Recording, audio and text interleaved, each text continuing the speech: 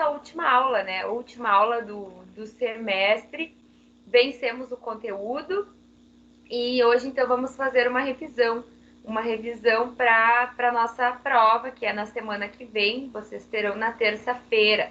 Até o prazo, não sei se vocês já estão cientes, mas vocês vão ter um horário maior para fins de elaboração da prova, né? Então, até eu tenho que conferir, mas eu acredito, antes eram 5 horas, agora ficou um tempo um pouquinho maior, para fins de evitar algum problema no sistema, né, que vocês venham a se deparar, principalmente as turmas da noite tiveram bastante problema com questão do sistema estar sobrecarregado.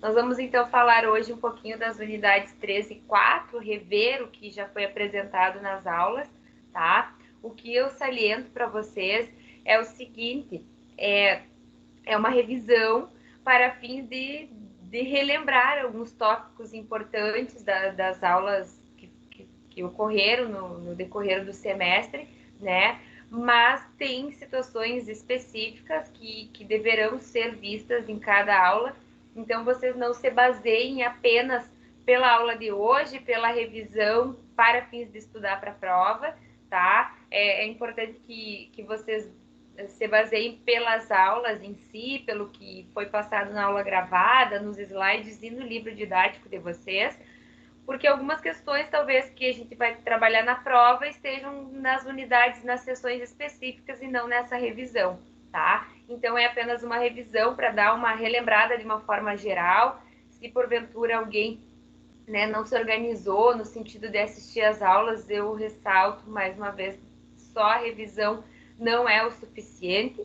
E é claro que, apesar da prova ela ser com consulta, né, vocês poderem realizar em casa, num tempo mais amplo, de uma forma tranquila, se vocês não têm um domínio do conteúdo, fica complicado, né? Porque até localizar tudo, onde está isso, onde está aquilo no livro. Então é importante que vocês façam essa leitura, esse estudo e cheguem na prova de forma conhecedores do conteúdo, né? De um modo geral, para que vocês possam realizar as questões com mais tranquilidade, com mais rapidez, tá? Então, nós vamos falar hoje das unidades 3 e 4. Eu até não passei esse slide no AVA, mas assim que acabar a aula, eu publico ele no AVA. Na verdade, ele é um resumão dos slides das aulas, mas eu mando para vocês, tá? Vamos começar, então, falando da unidade 3, onde nós falamos sobre responsabilidade civil, e depois da unidade 4, onde nós falamos sobre prescrição, decadência e sobre provas, tá? Vamos lá, então, para a nossa unidade 3. Então, na unidade 3, nós trabalhamos responsabilidade civil de uma forma ampla, né? Nós conhecemos inicialmente a questão do que é o ato ilícito, nós, na sequência, adentramos na responsabilidade civil, nós vimos que tem responsabilidade civil contratual, extracontratual, subjetiva, objetiva, avançamos para a questão de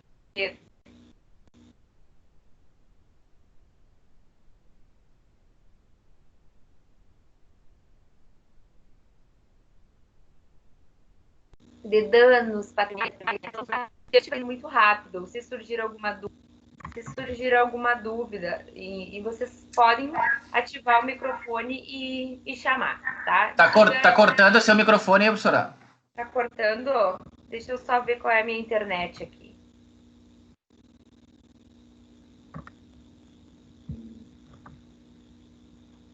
Para os demais também tá cortando? Eu não sei quem mais, o pessoal que tá conectado agora, também tá. Agora não mais, agora tá normal. Tá. Se seguir cortando, vocês me avisam, que daí qualquer coisa eu saio e ingresso de novo, tá? Bom, vamos lá então. Então, a unidade 3 era responsabilidade civil, tá? Antes de falarmos de responsabilidade civil, achei relevante nós trazermos no primeiro momento, conhecermos no primeiro momento o que é o ato ilícito, né? E o ato ilícito, ele está disposto no artigo 186 e 187 do nosso Código Civil, tá? O 186, ele nos diz o seguinte: aquele que por ação ou omissão voluntária, negligência ou imprudência, violar direito e causar dano a outrem, ainda que exclusivamente moral, comete ato ilícito. Então, o que é o ato ilícito? É uma ação ou omissão voluntária, praticada de forma voluntária, mediante negligência ou imprudência, que violam direito e causa dano a outrem, tá?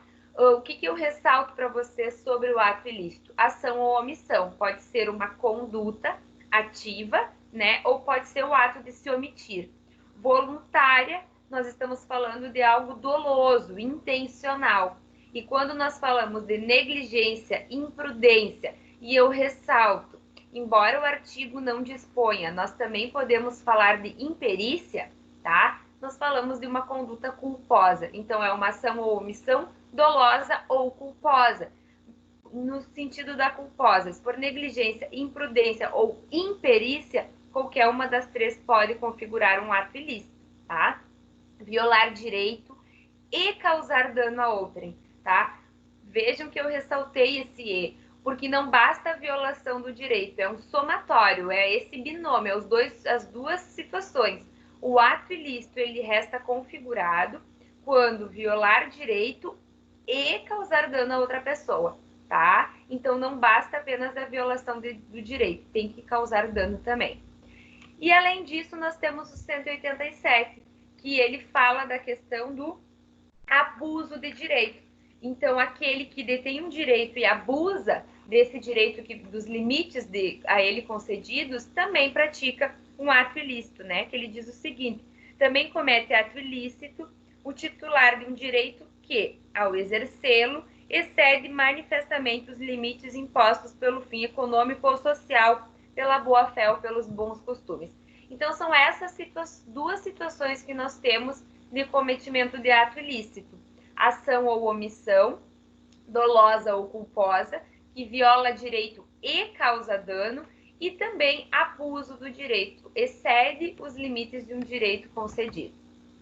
Então, aqui, o ato ilícito, ele vai restar configurado quando nós tivermos uma conduta, né, comissiva ou omissiva, ou seja, ativa, né, realiza, pratica a conduta ou se omite, quando há uma violação a um direito, a um dever jurídico, e quando ocorre um prejuízo moral ou patrimonial. Quando consta aqui prejuízo moral, vocês leiam extrapatrimonial, tá? Até ficou moral ali, mas não é só moral. Então, podem tomar nota que é extrapatrimonial.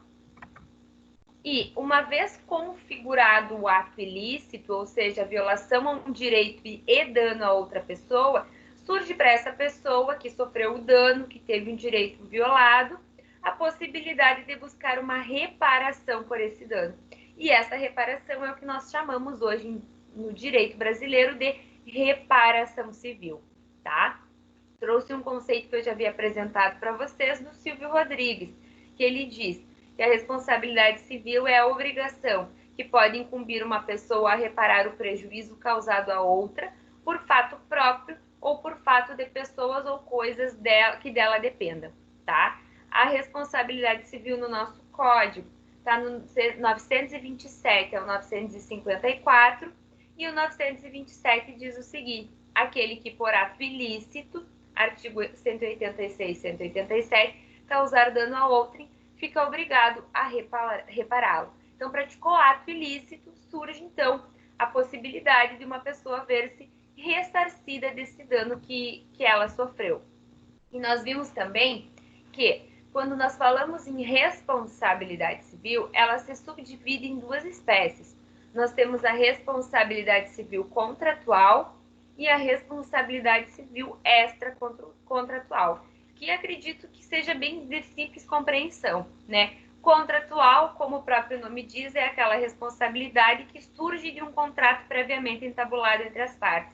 Então, as partes entabularam um contrato de locação de um imóvel e, a partir desse contrato de locação, houve um descumprimento de cláusulas contratuais estipuladas entre as partes.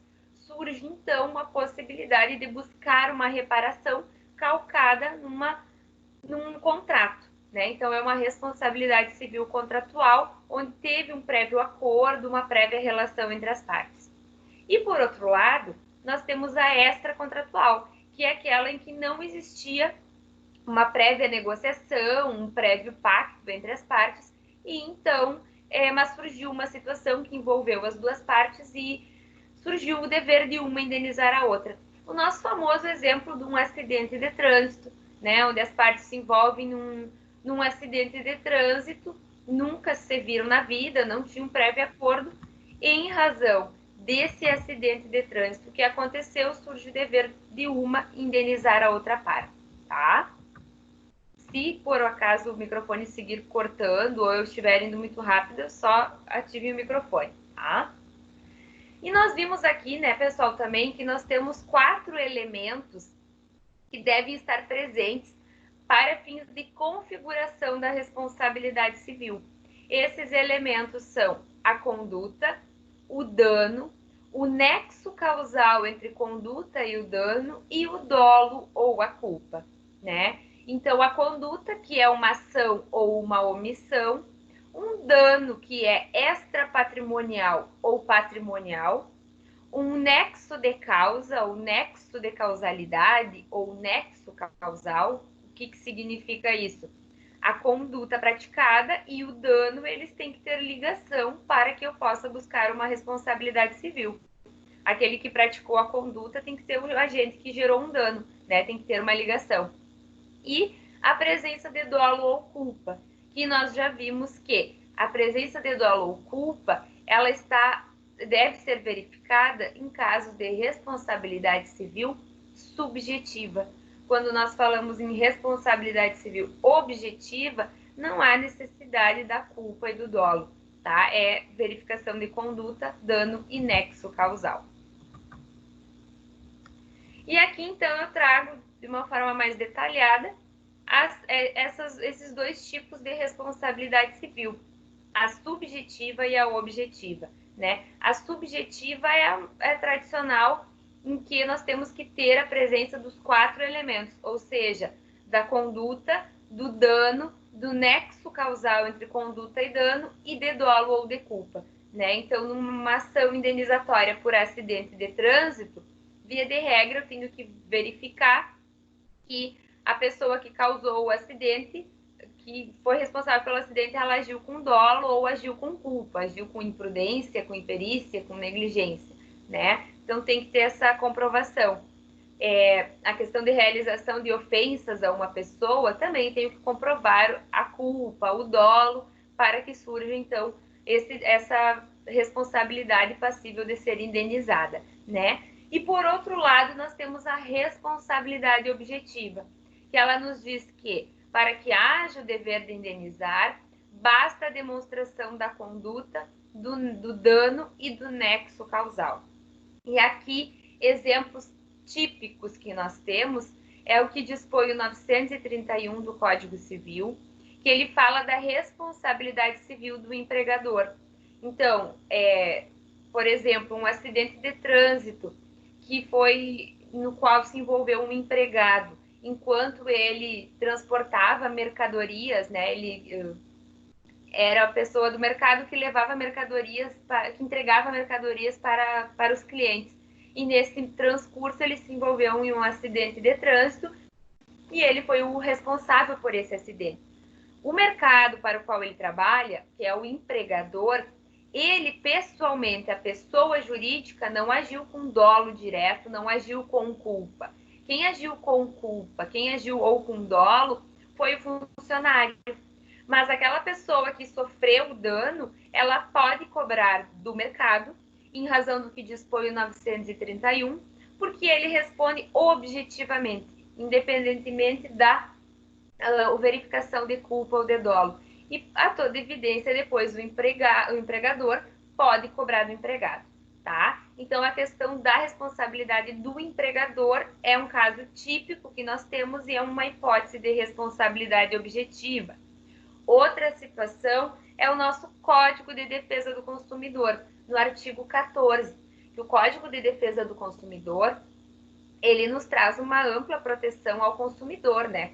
pelo consumidor ser hipossuficiente frente às empresas em relação às quais ele entabula a relação de consumo. Então, quando nós estamos diante, por exemplo, de um consumidor, de uma pessoa que compra um veículo numa concessionária, e esse veículo começa a apresentar danos, essa responsabilidade da concessionária ela vai ser objetiva, ou seja, independentemente da ocorrência de culpa. Outra situação que nós temos de responsabilidade objetiva, que são situações que aparecem frequentemente no Poder Judiciário, por exemplo, a ingresso de ações nesse tipo, é de erro médico, de responsabilidade médica, né? Que também traz essa hipótese de responsabilidade objetiva em razão do risco que a própria atividade detém, tá? Então, quando nós estamos diante de relação de consumo, nós estamos diante de responsabilidade objetiva. Professora, Oi? a responsabilidade objetiva, a senhora falou aí do mercado, aí, tipo, o mercado disponibiliza os IPIs aí para o funcionário, só que ele não usa. É o mercado ainda? É que aí já é outro tipo de indenização.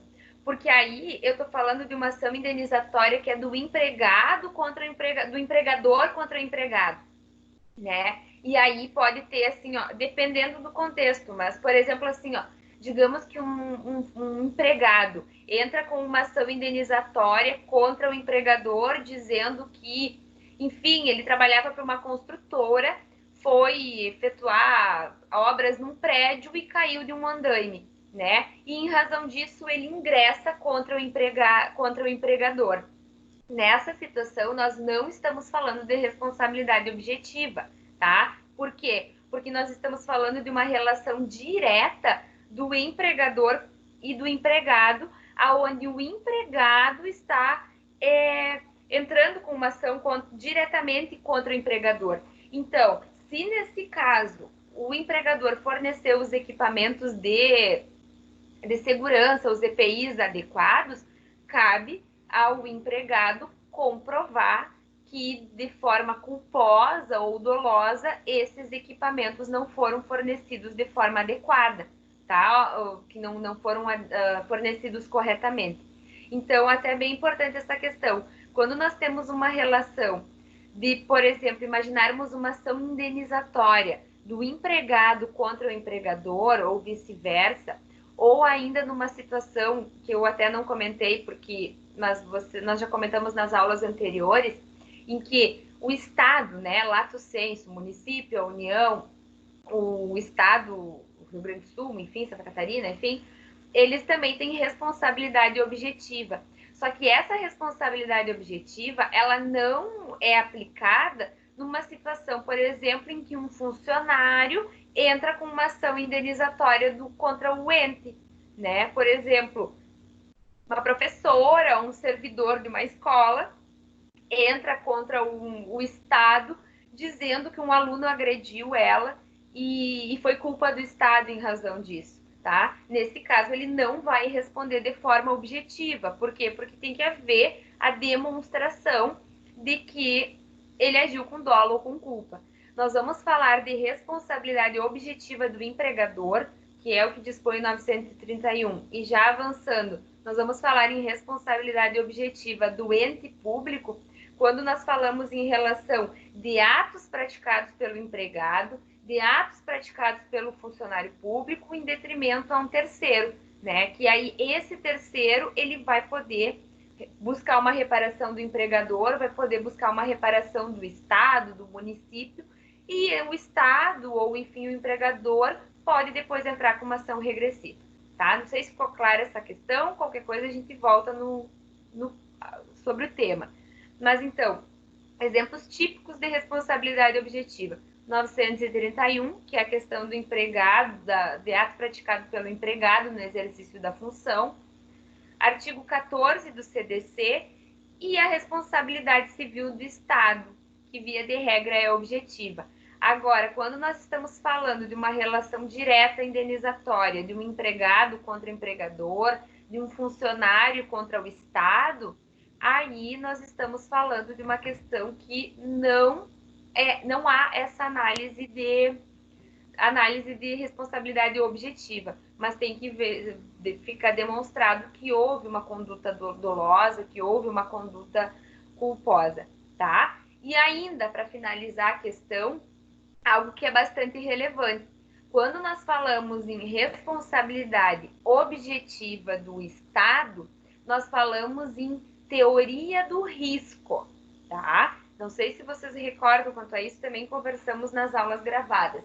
Então, vocês cuidem, porque pode aparecer em provas, pode aparecer na nossa prova, pode aparecer na OAB, pode aparecer em concursos públicos, a seguinte alegação, que o Estado, no sentido lato, no que toca a teoria no que toca a responsabilidade objetiva, segue a teoria do risco integral. Isso tá certo ou tá errado? Alguém se arrisca aí? É a teoria do risco integral? Sim. Tá certo, eu acho. Tá, cuidado, tá, pessoal? Não, tá? Quando nós falamos em responsabilidade do Estado, nós falamos em teoria do risco, ponto, tá? Teoria do risco. Não é a teoria do risco integral, tá? Isso, não é o integral. Cuidado com a palavrinha integral. Agora, por que eu explico isso?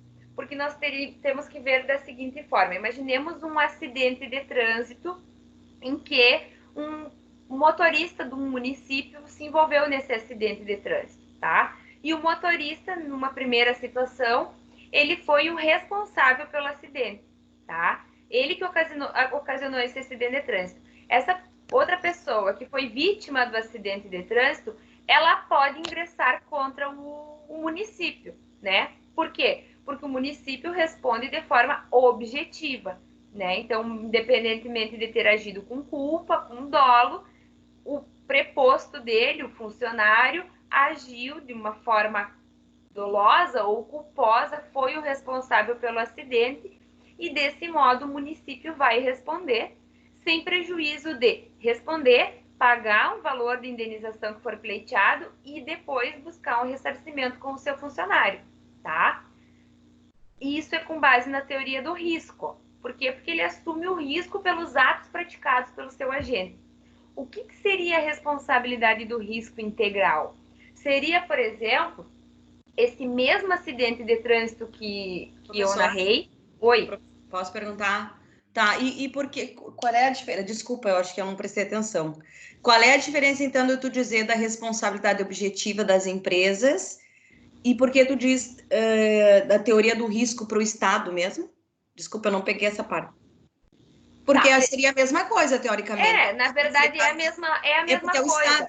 Tá, é a mesma coisa, só que assim, ó, na verdade, como nós estamos falando de Estado e de interesse público, teve uma previsão, inclusive, constitucional no artigo 37. Então, vocês vão se deparar quando questões de responsabilidade objetiva e sobre a indagação de que o Estado adotou a teoria do risco integral ou adotou a teoria do risco, vocês vão se deparar com indagações quanto ao Estado. Mas quando nós falamos no artigo 931 também, nós estamos falando de uma teoria do risco e não do risco integral, tá? Mas eu só ressaltei a questão do Estado porque é o que vocês vão se deparar em provas, tá? É a mesma coisa, então. Isso. Seria a mesma coisa. Isso. Só nome, só muda o nome, teoricamente. Na verdade é a mesma coisa. Só há um acréscimo de que a Constituição colocou isso, ressaltou que o Estado segue a teoria do risco. Mas só voltando à questão, por que não é o risco integral? Porque se fosse a teoria do risco integral, pessoal, tá? Imaginemos um acidente de trânsito em que um funcionário do município se envolve, mas ele não foi o responsável pelo acidente de trânsito. Se o Estado observasse a teoria do risco integral, essa outra pessoa que ocasionou o acidente poderia ingressar contra o Estado e pedir uma indenização, tá? E isso não cabe, isso não é admitido, e inclusive, como a colega ressaltou, conforme o que dispõe o 931, se acontecer uma situação de empregado e de empregador, é a teoria do risco, não é a teoria do risco integral, tá? Então, cuidem isso. Quando nós falamos em responsabilidade objetiva, há uma responsabilidade em que responde independentemente de dolo ou de culpa, tá? mas nós imaginemos situações como o 931 do Código Civil e como questões que envolvem o Estado, né, pessoa jurídica de direito público, nós temos que ter uma responsabilidade por um fato praticado por um empregado, praticado por um preposto, praticado por um funcionário, enfim, para que haja essa responsabilização, tá? Então, só cuidado, não, o direito civil brasileiro não segue a teoria do risco integral, é a teoria do risco, ponto. E quanto a pessoa jurídica de direito público, a Constituição Federal, no artigo 37, faz essa referência. Seguindo aqui, nós vimos também que temos os atos ilícitos e o 188 do Código Civil, ele nos traz situações em que não há cometimento de ato ilícito, que estão nos incisos 1º e 2º do nosso artigo 188. O artigo 1º, ele nos diz que não constitui ato ilícito aqueles exercidos em legítima defesa e aqueles exercidos durante o desenvolvimento regular de um direito, né? O exercício regular de um direito. E a outra hipótese de não constituição de ato ilícito é o inciso 2º, que ele nos traz situações de estado de necessidade. Então, nós não vamos ter atos ilícitos para fins de reparação civil, né? Quando nós tivermos uma situação de legítima defesa, exercício regular de um direito e estado de necessidade, né?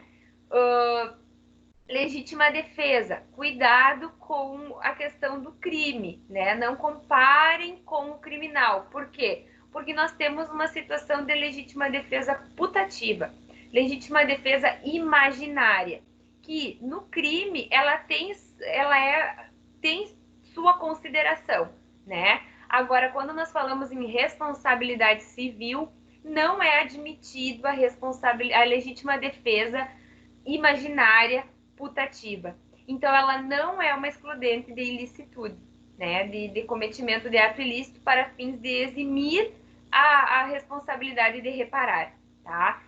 Exercício regular de um direito é, por exemplo, alguém não pagou a dívida e vai lá, escreve o nome no SPC, realiza um protesto, ingressa com uma ação judicial, está exercendo o seu direito, não há um ato ilícito aí. E a outra hipótese é a questão do estado de necessidade. E quanto ao estado de necessidade, eu ressalto para vocês, no estado de necessidade, há uma reparação, há o dever de reparar, diferente do que acontece na legítima defesa e no exercício regular de um direito, que não há o dever de reparar. No estado de necessidade, há o dever de reparar, porém essa pessoa repara e depois ingressa com uma ação regressiva, cobrando o que gastou, o que teve que ressarcir, tá? Um exemplo típico de estado de necessidade é, imaginemos um ônibus andando por uma rua e de forma abrupta uma criança se atravessa na frente do ônibus e para não bater na criança, né, não ocorreu um acidente, o motorista desvia e bate no muro de uma casa, tá?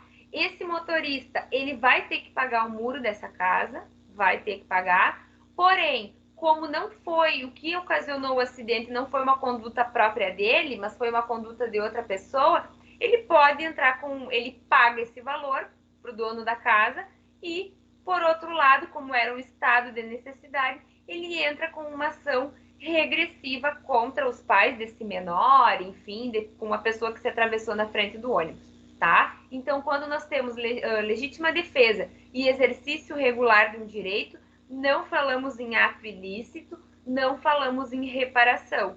E quando nós falamos em estado de necessidade, nós não falamos em ato ilícito, mas tem um dever de reparar e um direito de ingressar com uma ação regressiva contra quem causou um dano, tá? Saindo dessa primeira questão do 186, nós vimos que também configura ato ilícito o abuso de direito, né? Pratica ato ilícito também aquele que detém um direito, mas na hora de exercer esse direito faz isso de uma forma excessiva, excedendo os limites de uma forma abusiva. E isso também pode gerar um abuso de direito, um ato ilícito passível de ser reparado. O que eu ressalto para vocês quanto ao abuso de direito, quanto ao artigo 187?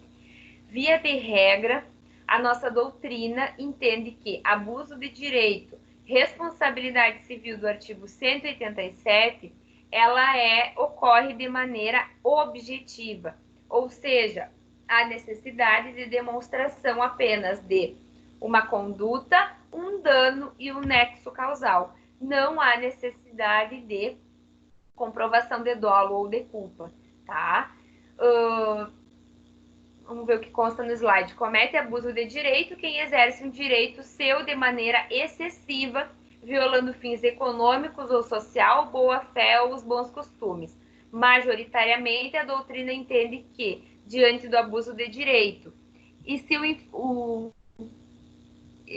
infrator será responsabilizado civilmente de maneira objetiva, tá? Sendo que não há previsão da necessidade de demonstração. Aqui cortou, não consegui verificar o que está no finalzinho aqui, mas não há necessidade de demonstração de dolo ou de culpa, tá? Então, via de regra, abuso de direito é responsabilidade civil objetiva, tá? E nós vimos as modalidades desse abuso de direito, tá? Claro que na prática, via de regra, vocês vão se deparar com situações e não com essas expressões, mas agora como estudantes, como para fins de provas, de concurso, para fins da OAB, é importante nós sabermos o nome desses institutos, inclusive para que quem escolher advogar, por exemplo, ingresse com uma ação judicial em que há um abuso de direito e diga, olha, estamos diante de uma situação de venire contra factum próprio,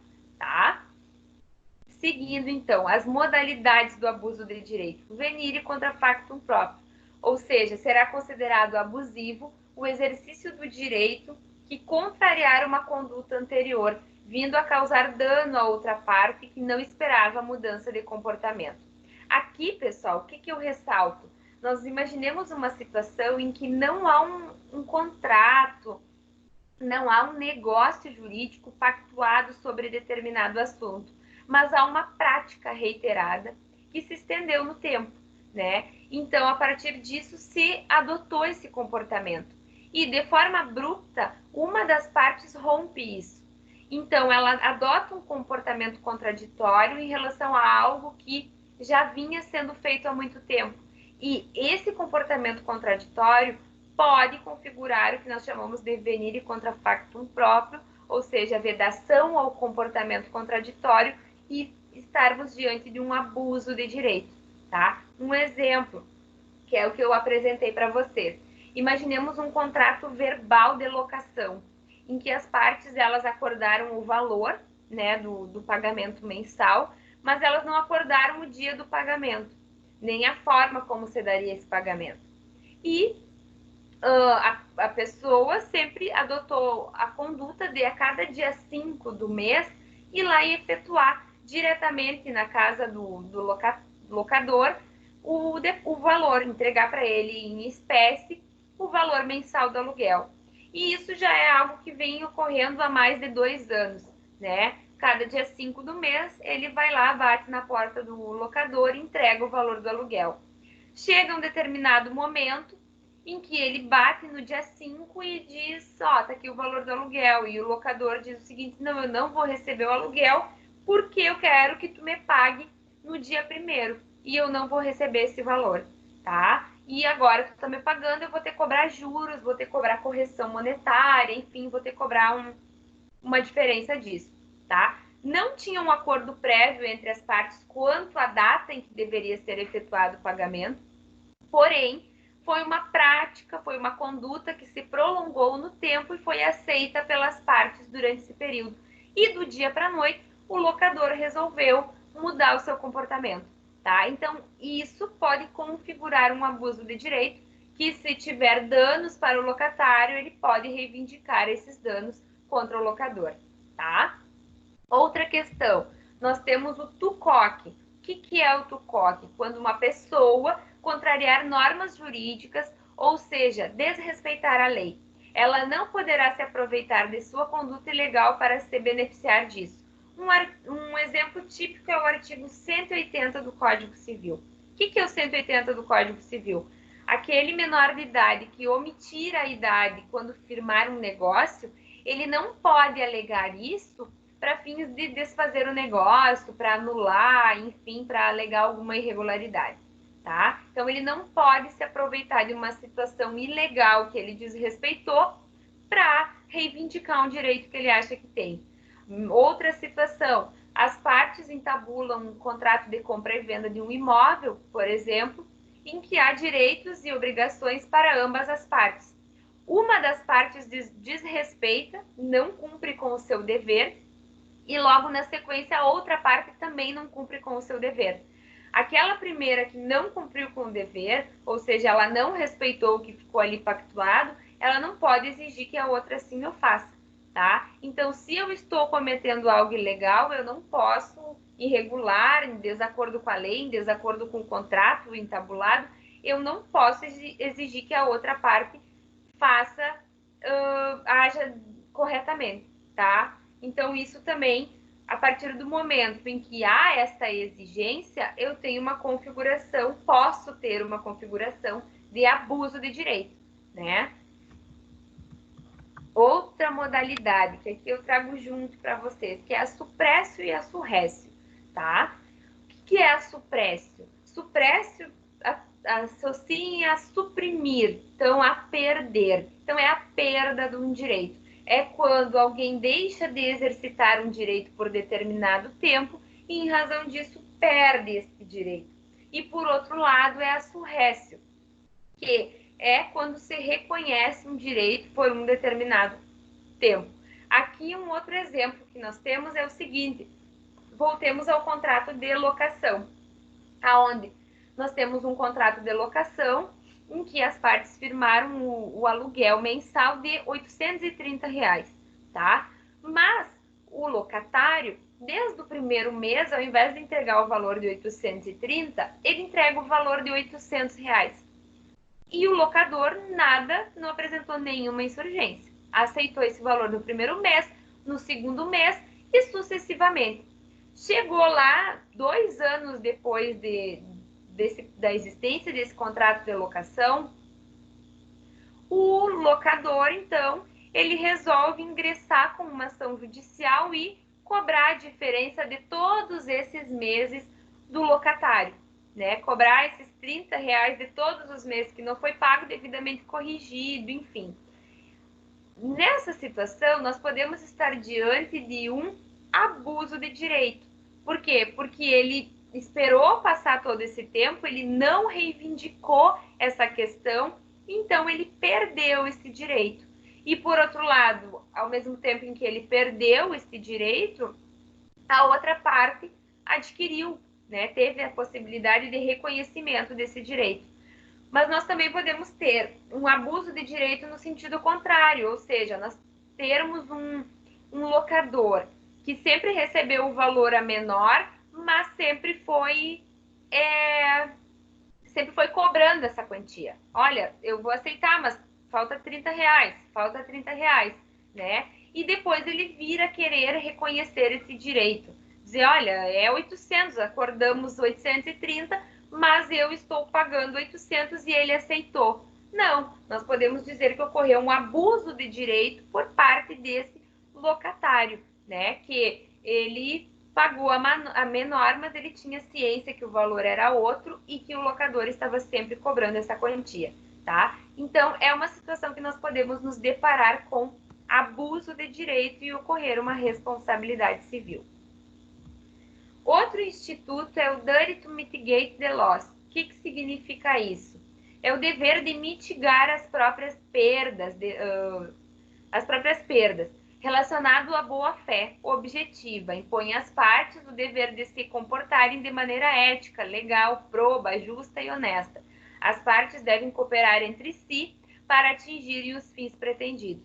Um exemplo disso, o contrato de compra e venda de uma casa, tá? Em que ocorre a venda, mas o vendedor diz o seguinte: olha, eu só preciso ficar residindo nessa casa pelo menos mais 30 dias, que é o prazo que vou ter para a conclusão da minha casa nova. Nesse prazo que ele pede, né, para o comprador concede isso, ele tem o dever de agir com boa fé, de agir com ética, de agir com honestidade e de preservar esse bem no estado em que foi feita a compra e venda, né? No estado em que ele vendeu esse bem para o comprador.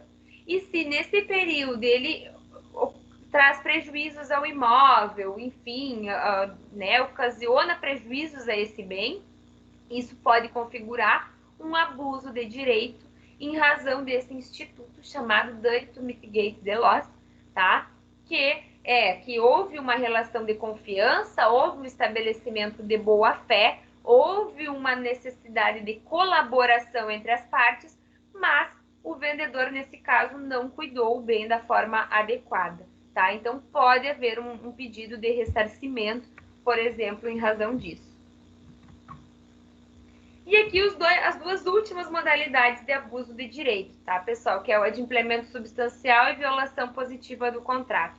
O adimplemento substancial diz respeito ao cumprimento de quase todo o pacto por uma das partes. Ou seja, imaginemos uma situação em que duas pessoas fizeram, enfim, uma negociação de compra e venda de roupas numa loja, de imóveis, por exemplo, sei lá, e entabularam o pagamento da mercadoria em 10 parcelas.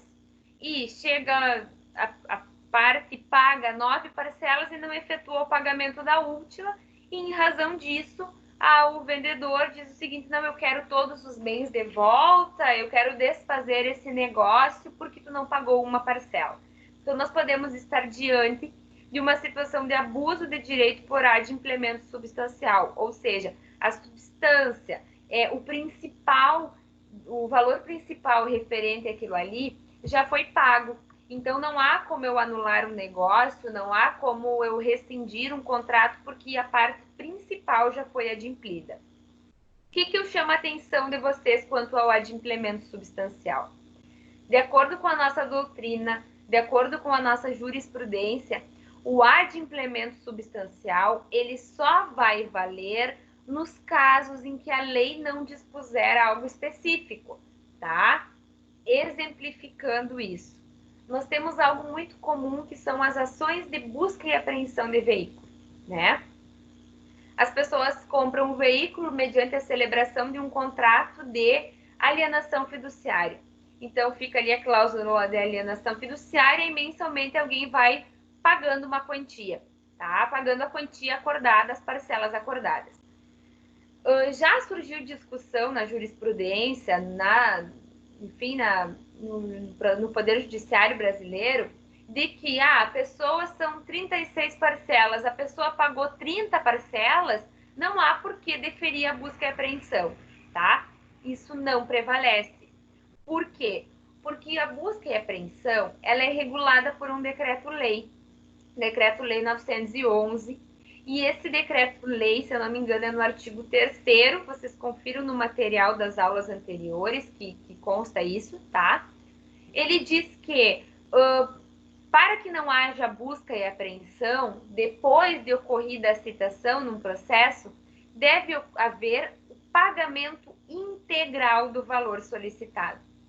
Então, essa legislação, ao estipular que, em casos de busca e apreensão, uma vez citada, né, chamada ao processo à parte para quitar a dívida e evitar a busca e apreensão, ela tem que pagar o valor integral.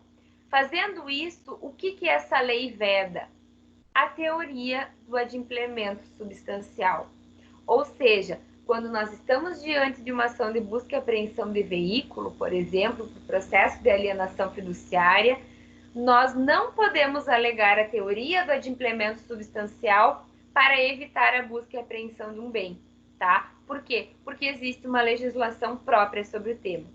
Então, adimplemento substancial, alegar ele dizendo que houve um abuso de direito, somente nas hipóteses em que a lei não determina nada, tá? Um exemplo é a busca e apreensão. A busca e apreensão tem uma lei específica e essa lei me diz o seguinte: só vai evitar a busca e apreensão se pagar todo o débito. Então, se eu paguei 30 parcelas de 36, não interessa. Eu não posso aplicar a tese do adimplemento substancial e evitar a busca e apreensão. Ela vai ocorrer, tá? Então, cuidado com o adimplemento substancial, quando a lei não determina, tá? E, por fim, a violação positiva do contrato. O que é a violação positiva do contrato? Ela traz essas questões acessórias ao contrato, né? Diz respeito à boa-fé objetiva. Da boa-fé objetiva emanam deveres anexos, como a da cooperação, a proteção, a informação.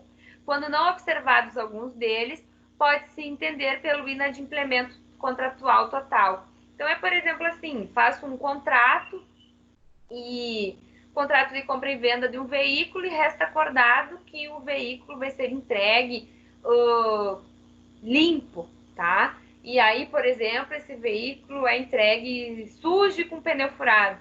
Então, é uma questão de cooperação entre as partes. E, mediante disso, pode haver a configuração de um abuso de direito. Ela está relativamente relacionada com essa outra modalidade, né, que é o Dirty to Mitigate the Loss. Seguindo aqui, pessoal, ainda encerrando a parte de responsabilidade civil, nós temos que, uma vez configurado o ato ilícito, cabe o dever de buscar uma reparação. E esse ato ilícito, ele é constatado quando há um cometimento de um dano, ou seja, quando eu tenho uma conduta e essa conduta gera um dano, né? E agora é sobre esses danos que nós vamos falar, que nós já vimos na seção 3.3. Esses danos que são passíveis de serem reparados, né? Que são passíveis de se buscar uma reparação civil em razão da configuração de um dano, eles podem ser patrimoniais ou extrapatrimoniais, tá? Então, dano. O que é um dano? Dano é a lesão a um bem ou interesse juridicamente tutelado. É quando há uma lesão relevante a um bem, tá? Quando há uma lesão relevante a um bem juridicamente tutelado. Isso é o dano, tá?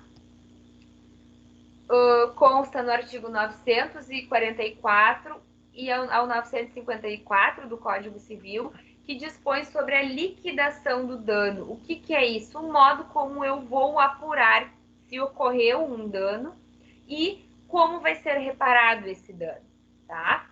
E o 947... Professora, 40... Oi? vai ser cobrado esses termos aí, né, assim, para aplicação, ou vai ser o contexto, assim, o termo em si? Como assim? Esses termos com outra... Esses termos aqui de abuso de direito, ó. Não, ali que é outra pronúncia ali, outra língua. Esses aqui, sim, tá, pessoal? Aqui, ó, que eu tô mostrando na tela, suprécio, surrécio, venire contra factum próprio, tá? Aqui tem outro termo, dirty to mitigate the loss. Sim, por quê?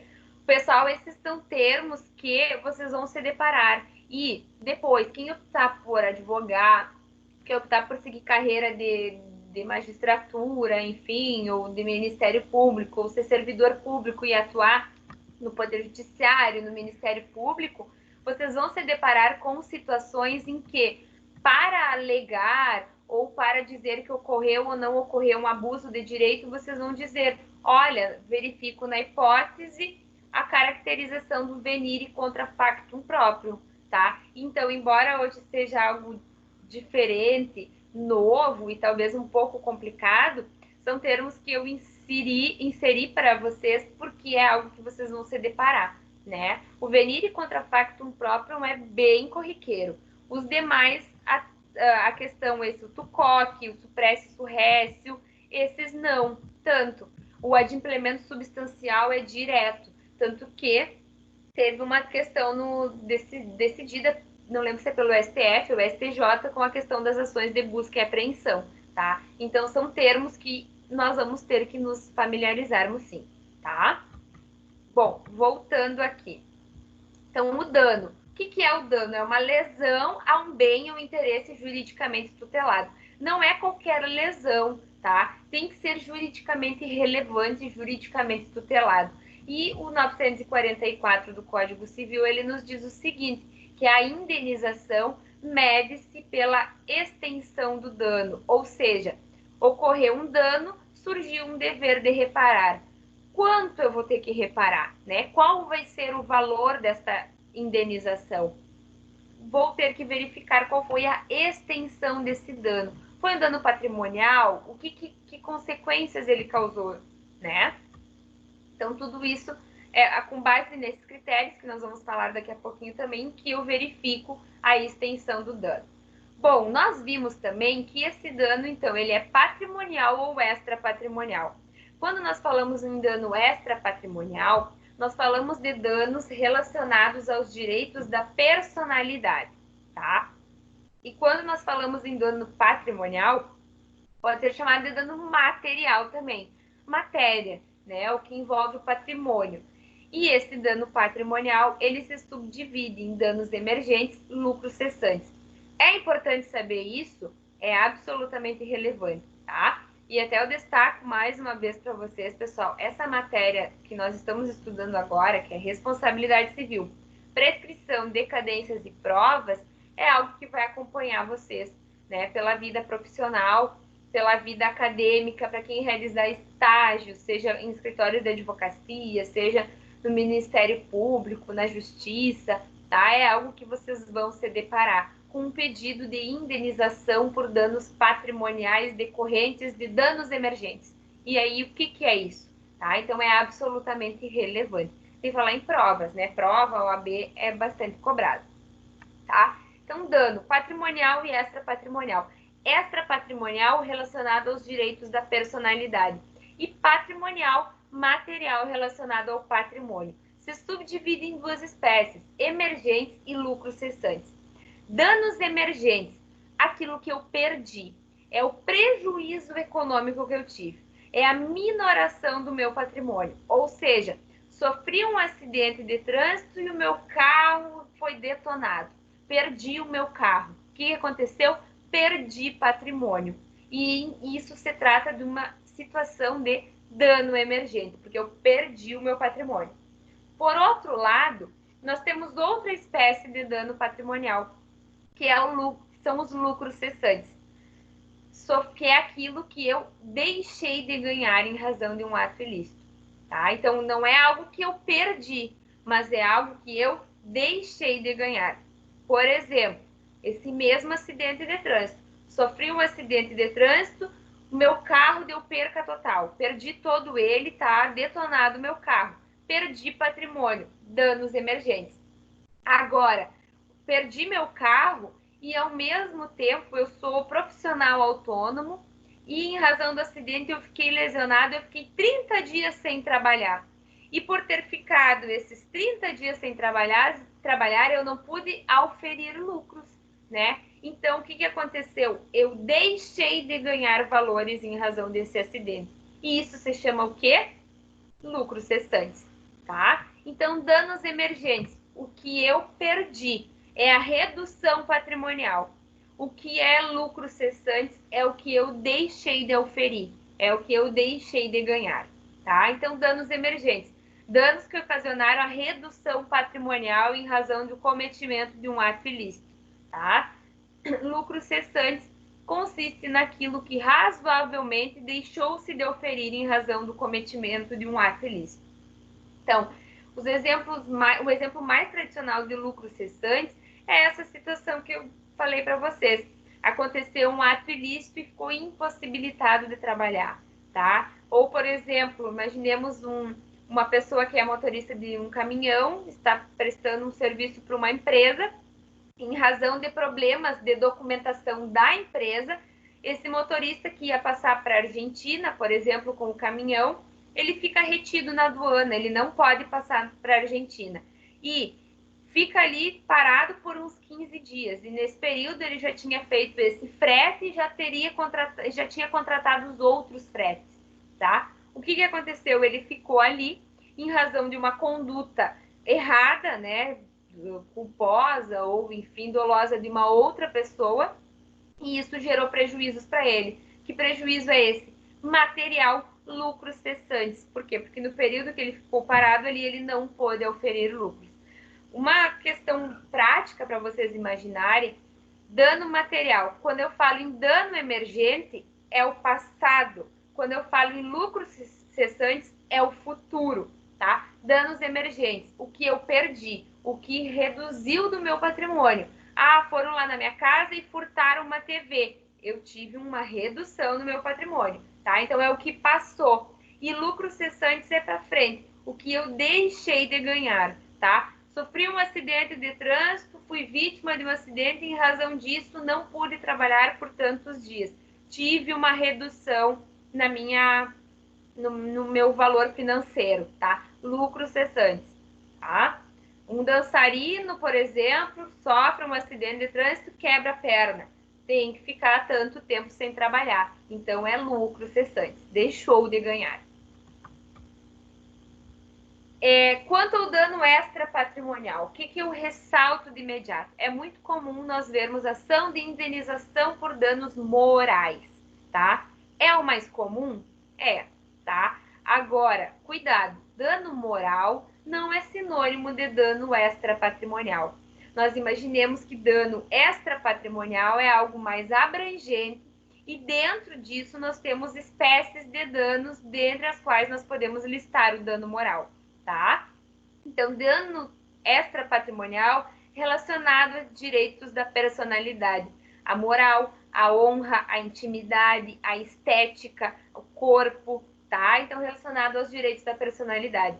Posso ingressar com uma ação postulando indenização por danos morais e danos estéticos?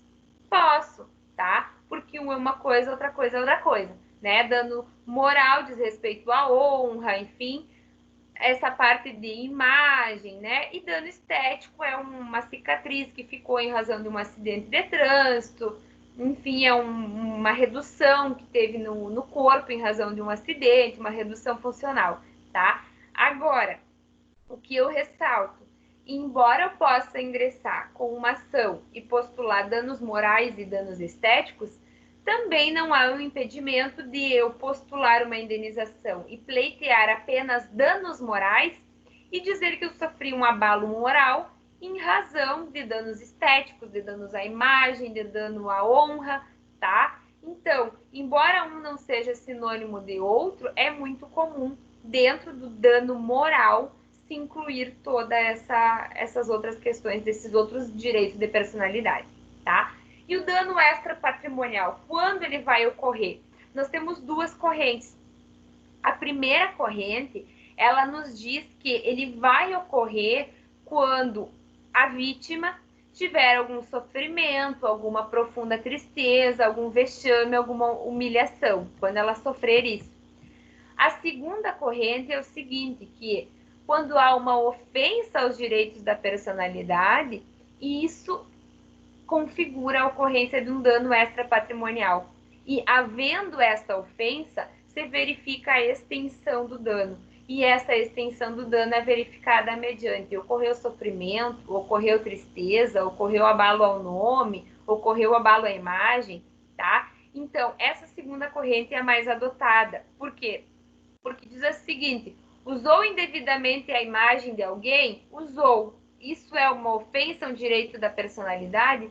É, tá? Agora, se essa ofensa ela foi maior ou menor, se ela não foi relevante, isso é a extensão do dano. Então, o dano aconteceu. Eu vou ter que verificar qual é a extensão dele, tá? E aqui, quanto a isso, nós temos os critérios para apuração do dano, do valor da indenização. E é algo bastante difícil, tá, pessoal? Porque é algo que é subjetivo. Então, não é uma coisa certa de eu dizer inscrição indevida do nome de alguém nos órgãos de restrição ao crédito, R$5.000. Não existe isso, tá? E também não tem como eu mensurar e dizer que a dor que uma pessoa sofre é a mesma dor que a outra pessoa sofre. Então, é algo muito complicado, mas a doutrina, a jurisprudência, utiliza alguns critérios para fins dessa fixação. E claro que com base em decisões que acabam sendo proferidas de forma reiteradas nos tribunais de justiça, no STJ, no STF, elas vão servindo de critérios para a fixação de outras indenizações. Então, considera a gravidade do dano, né? Por exemplo, um acidente de trânsito. Essa pessoa ficou impossibilitada de caminhar, ficou impossibilitada de exercer suas atividades laborais, ela ficou impossibilitada de fazer as suas atividades, suas necessidades básicas sozinha, né? De poder se alimentar, de poder tomar um banho, de poder se vestir, tá? Ela ficou em razão com algum trauma, né? Não consegue mais entrar num veículo, tem crise de pânico, enfim, a gravidade do dano, o sofrimento da vítima, né? O quanto essa vítima está sofrendo, está, enfim, em razão do que aconteceu. E, claro, as condições econômicas do agente ofensor e dos reflexos sociais do dano, sempre atentando para a efetiva compensação. O que eu ressalto para vocês? Quando eu falo até no slide da aula, eu coloquei isso de uma forma bem didática, tá? Quando eu falo em dano extrapatrimonial, né, eu estou falando em compensação. Não há como eu, por exemplo, num dano material, houve um dano a um aparelho televisor, tá? Vai lá, vê qual é o valor e conserta e paga a quantia em dinheiro no valor exato daquilo ali. Agora, quando eu estou falando numa questão de uma indenização por danos morais, por exemplo, uma família ingressa com uma ação de indenização por danos extrapatrimoniais, com danos morais, contra uma pessoa que praticou homicídio, né, em desfavor do pai de alguém, né, a mulher e a filha ingressam com uma ação indenizatória contra o agente que matou o pai e o esposo dessa mulher, não é algo que vai reparar, não vai trazer essa pessoa de volta.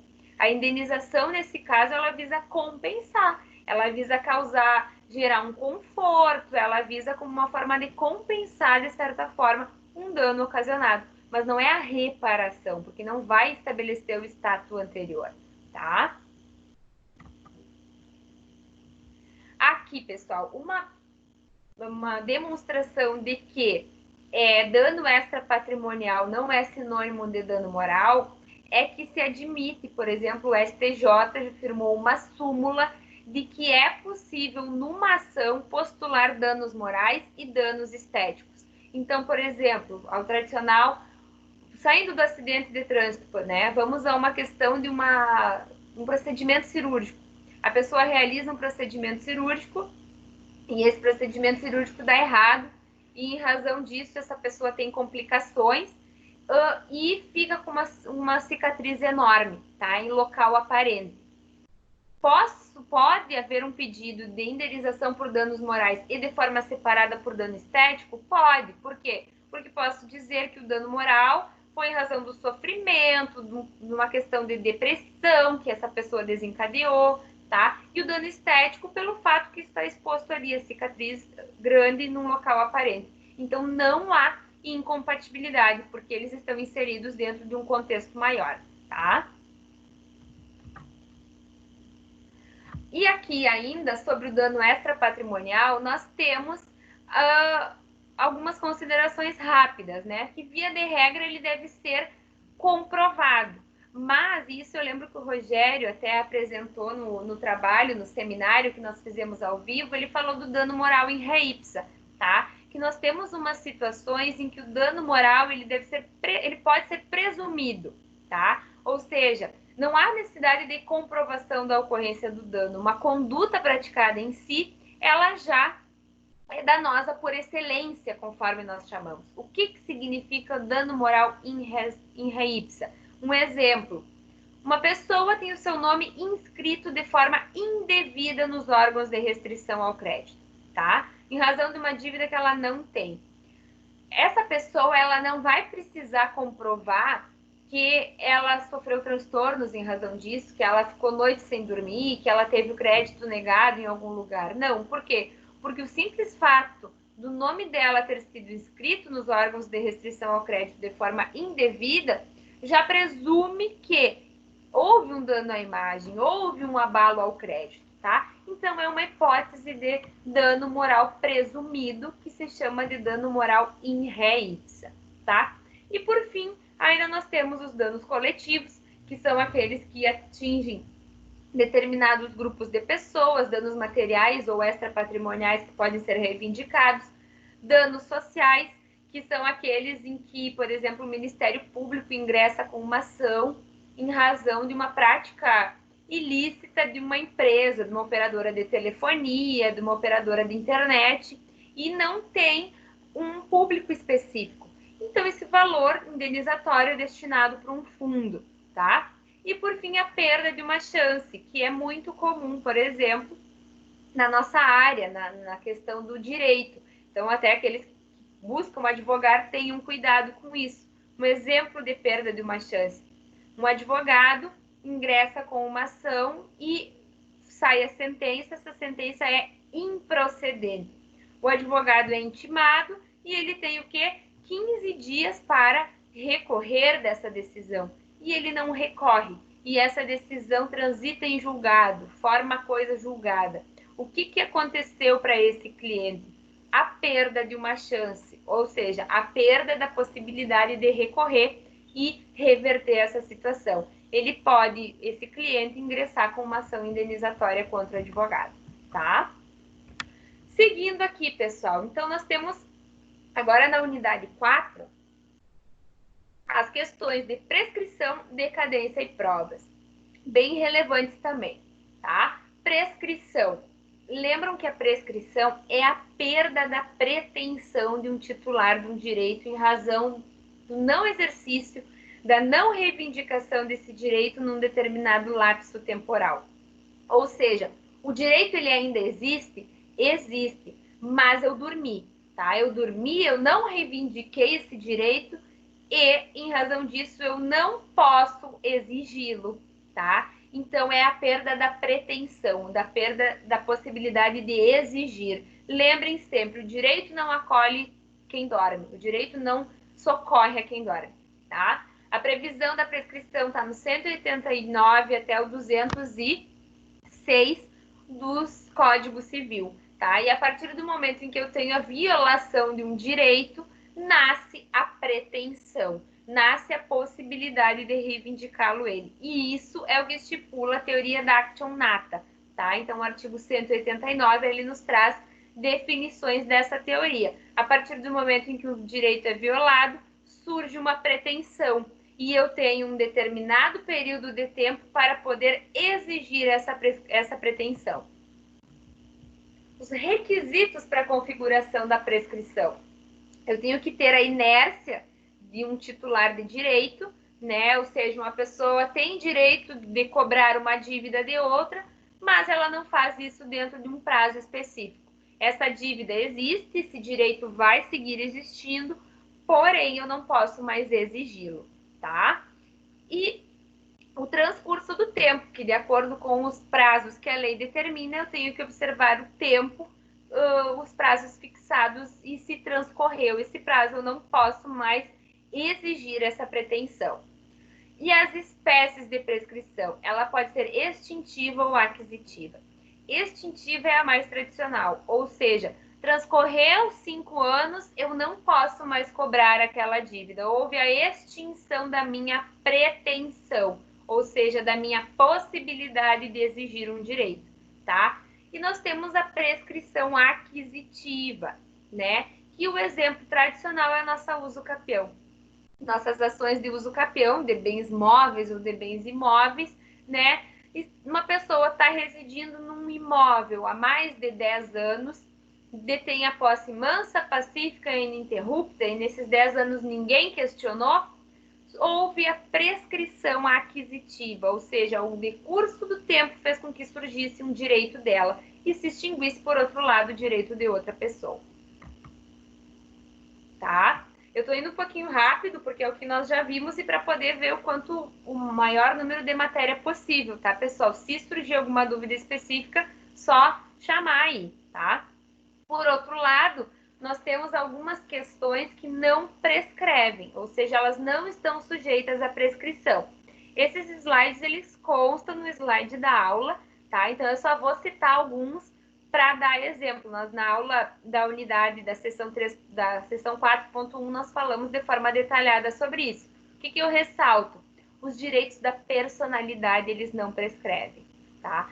Agora, cuidado, são os direitos da personalidade que não prescrevem, mas a busca pela reparação pelos danos daí decorrentes, aí prescreve, né? Então, houve um dano à imagem, alguém utilizou a minha imagem indevidamente e isso causou danos à minha imagem. Eu posso entrar com uma ação judicial e dizer, olha, eu quero a declaração da ocorrência de danos à minha imagem? Posso. E posso fazer isso a qualquer momento? Posso, porque eles são imprescritíveis, tá? Agora, se eu disser o seguinte, olha, ocorreu uma violação aos danos à minha imagem e eu quero uma reparação por isso. Aí eu vou ter que observar o prazo prescricional, que nesse caso é de 3 anos, tá? Então, danos aos direitos da personalidade, eles existem para sempre, eles são imprescritíveis, mas a busca de reparação por esses danos não, tá? Temos também a questão de extinção de condomínio, de reconhecimento de filiação. Oi. Eu não entendi. Não tá, entendi. É o seguinte, essa questão dos direitos da personalidade... Como é que... O que tem o direito de... Tem o direito a eles. Tá. Mas aí, quando eles forem violados, eu tenho um tempo para pedir. É isso? Isso, tá? Então, por exemplo, assim, ó, houve uma inscrição indevida do nome nos órgãos de restrição ao crédito, tá?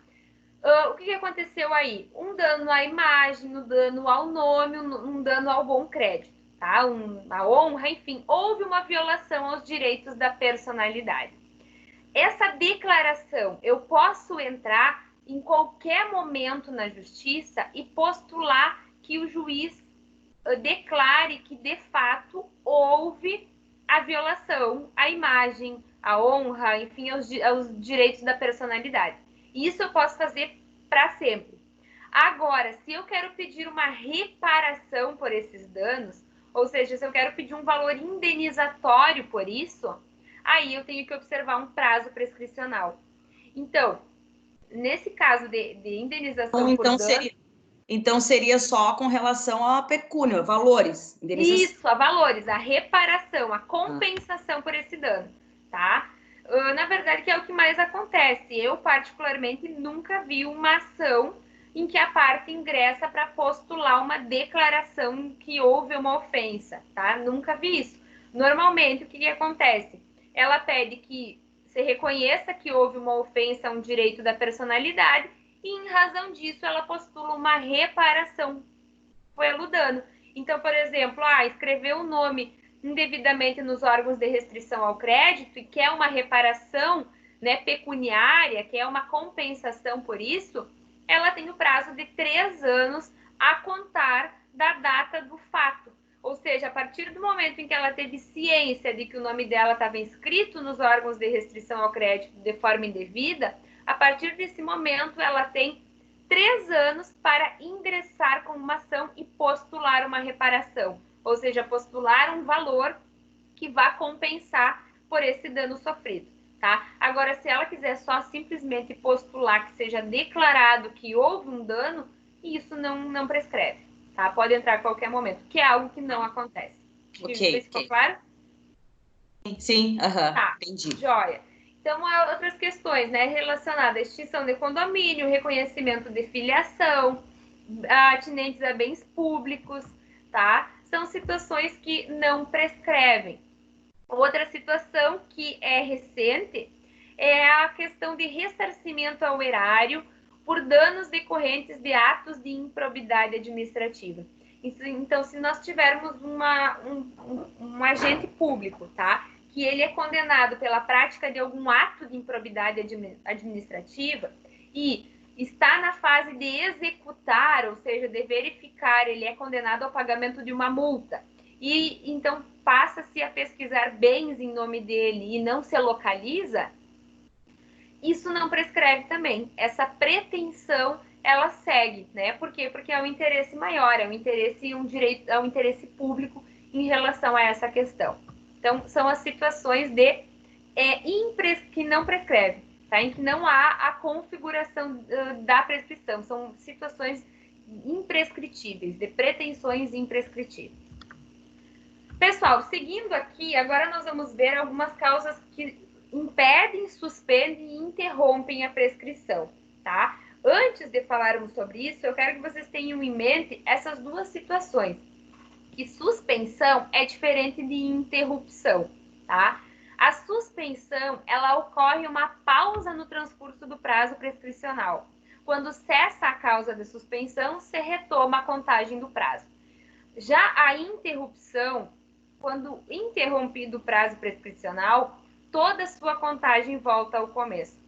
Para fins de ilustrar, nós imaginemos o seguinte: quando nós falamos em suspensão, nós imaginemos na seguinte hipótese: eu estou assistindo um vídeo no YouTube e toca a campainha da minha casa. O que eu faço? Eu pauso o vídeo, atendo a campainha, volto e retomo. Retomo da onde? De onde eu parei.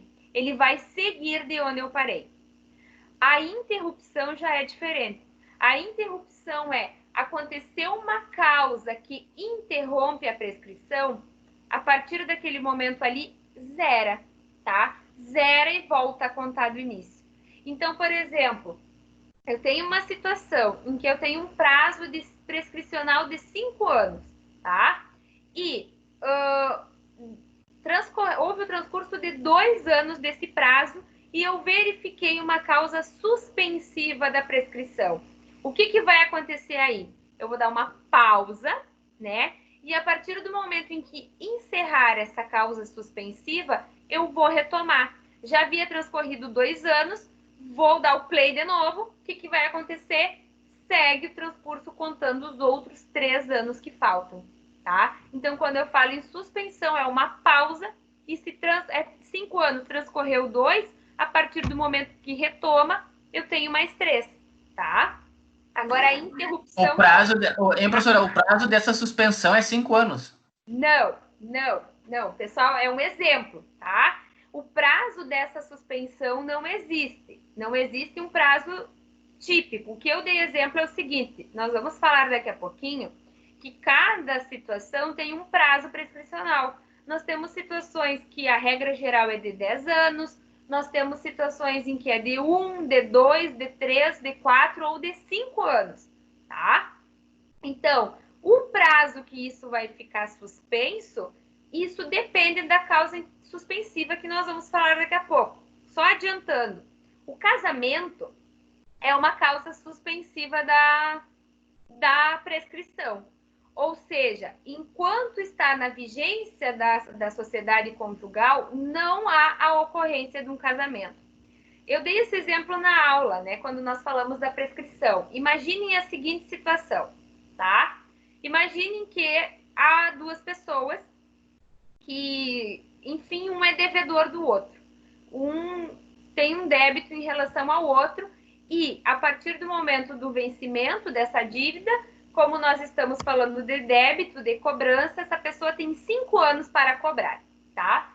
Mas aí, de tanto uma pessoa cobrar a outra, eles se apaixonaram, né? Imaginemos uma situação assim. E entre a data do vencimento até a data que eles casaram, passaram-se 2 anos, tá? Passou esse prazo de 2 anos e eles casaram. O que aconteceu no momento do casamento? Interrompeu, aliás, houve a suspensão da prescrição. Então, aquela ação de cobrança que existia de um contra o outro, a partir do momento, aquela pretensão de cobrança, né, que existia de um contra o outro, a partir do momento que eles contraíram um casamento, já ocorreu, houve o transcurso de 2 anos, suspende, tá? Eles ficaram casados por 10 anos e aí resolveram se divorciar. A partir do momento que eles se divorciam, volta a correr esse prazo. Que nesse caso, como era uma ação de cobrança, 5 anos a prescrição. Já transcorreram 2. Quanto tempo falta ainda para cobrar essa dívida? 3. Tá? Então, são causas que suspendem. O tempo de suspensão, isso é algo que vai depender de cada caso concreto. E o tempo de prescrição que eu vou considerar também é algo que vai depender de cada objeto da ação, tá? Então, antes de adentrarmos, suspensão é uma pausa. E quando eu falo em interrupção, eu zero. Exemplo, quando o juiz recebe um processo e determina a citação, isso é uma causa interruptiva da prescrição. Então, a partir daquele momento ali, zera e eu tenho mais um prazo, tá? Já vou dar uma situação concreta disso. E aqui, pessoal, nós temos no 197, no 198, no 199, 200 e 201, causas impeditivas ou suspensivas. Impeditivas é quando acontece quando não houve o transcurso ainda, né? Então, imaginemos a impeditiva como, por exemplo, os incapazes. Contra os incapazes, ou seja, do artigo 3º do Código Civil, os menores de 16 anos não corre a prescrição. Então, por exemplo, um menor de idade, de 5 anos, se tem violação a um direito dele, por exemplo, ele pode reivindicar isso lá quando ele fizer 16, 17 anos. Por quê? Porque durante esse período da idade dele, quando houve uma violação, quando houve um ato ilícito, até o momento em que ele fizer 16 anos, não houve transcurso do prazo prescricional. Tá? Então, aqui, eu só vou passar, porque senão nós não vamos conseguir vencer todo o conteúdo hoje, tá? Mas na aula da unidade 4.1, eu falei de forma bem detalhada sobre cada uma dessas questões. Então, só um exemplo aqui, ó, que não corre a prescrição, que é suspensão ou impedimento entre cônjuges na constância do casamento, que é o exemplo que eu dei para vocês.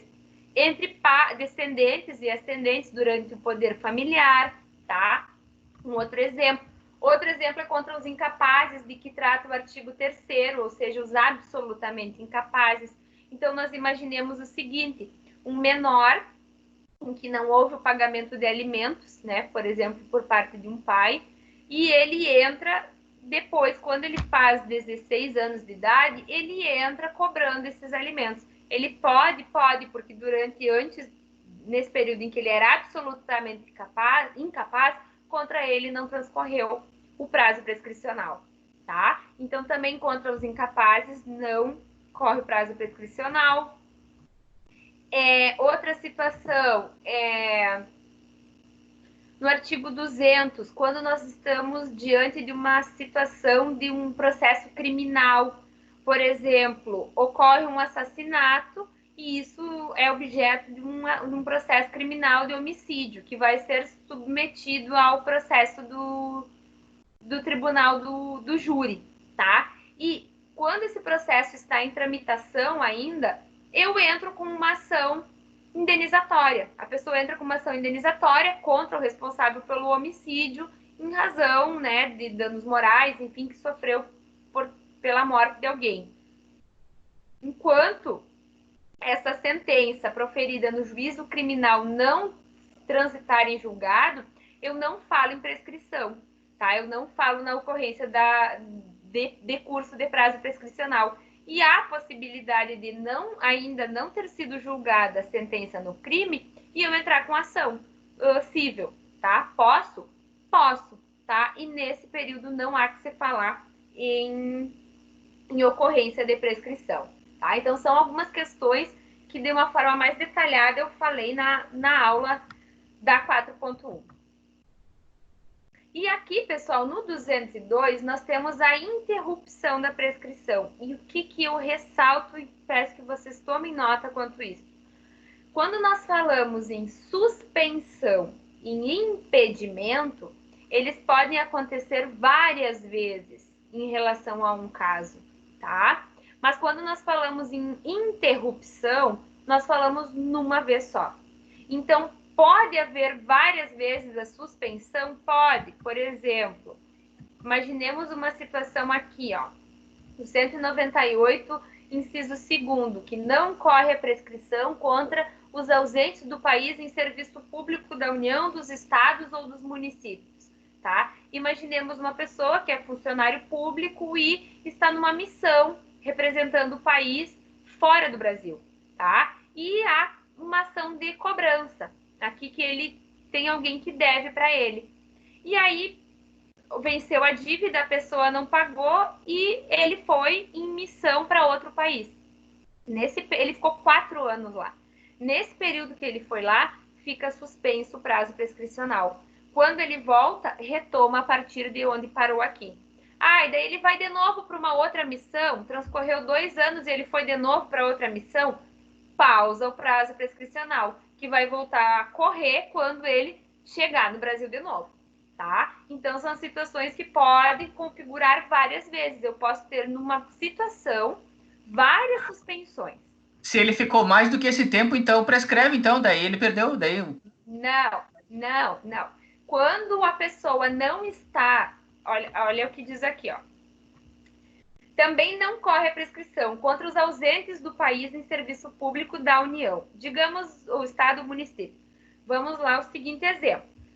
Uma ação de cobrança. Uma pessoa é funcionário, enfim, do Exército, tá? E uma outra pessoa deve para ele, né? Deve um valor, ocorreu o vencimento da dívida, ele estava aqui no Brasil e essa pessoa não pagou ele. Ele tem 5 anos para cobrar a dívida dessa pessoa, tá? Aí, digamos que entre a data do vencimento até a data que ele saiu do país, passou 1 mês, tá? Qual é o prazo? Passou 1 mês, o que acontece aí? Pausa, né? Ele saiu do Brasil, foi uma missão para outro país e ficou 4 anos. Ele volta. Eu passo a contar o prazo prescricional, quanto falta ainda? Só transcorreu 1 mês, tá? Então, ele tem ainda 4 anos e 11 meses para cobrar a dívida, tá?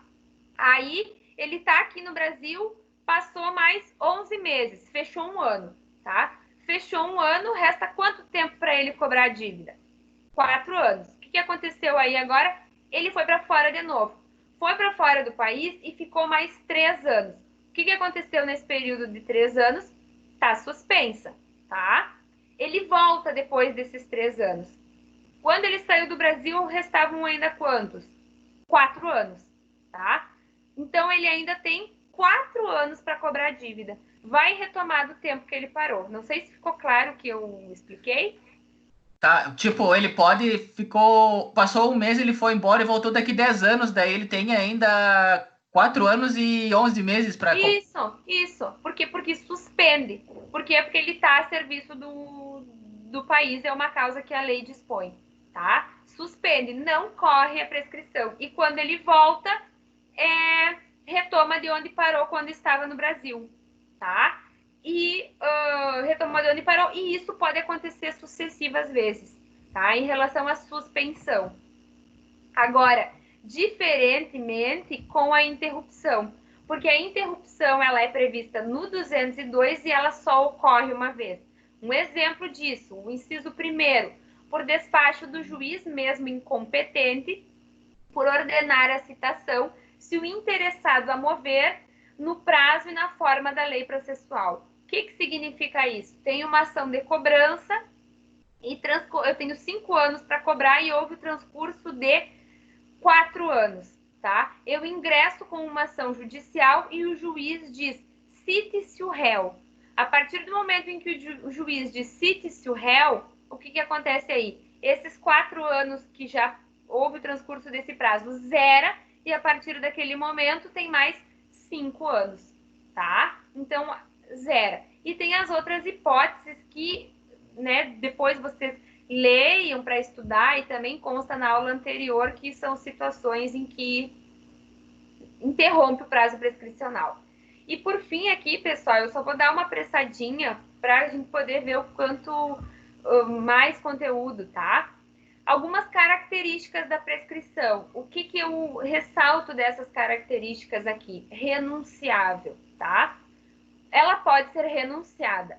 Por quê? Porque a prescrição ela é a perda da pretensão. O direito ele permanece existindo, né? E se o direito existe, E se automaticamente eu devo um valor que já está prescrito, mas eu digo assim, olha, eu sei que já transcorreu a prescrição, mas eu reconheço que eu devo esse valor e eu quero pagar, eu posso, tá? Com a prescrição eu posso, com exceção da prescrição do crédito tributário, que é o que eu também expliquei para vocês, porque tem uma disposição específica no CTN, tá? Mas, via de regra, eu posso renunciar à prescrição e reconhecer o pagamento de uma dívida, reparar um dano, tá?